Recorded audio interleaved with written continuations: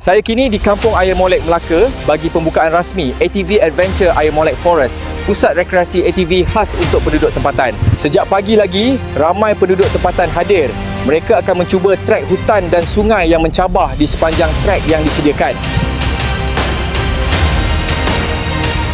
Di Ayer Molek Forest ini, para peserta berpeluang mencuba trek yang mencabar bukan sahaja di daratan, tapi juga di dalam air yang benar-benar menguji ketabahan setiap peserta.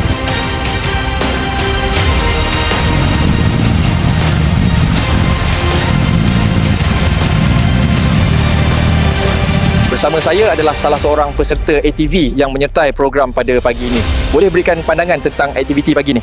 Saya Rosli dari Kampung Kandang. Saya sangat teruja, trek hutan dan sungai di sini memang mencabar tetapi menyeronokkan untuk kami penduduk tempatan. Kita bersama seorang lagi peserta. Boleh tahu nama dan dari mana? Saya Faris dari Kampung Cincin. Memang seronok.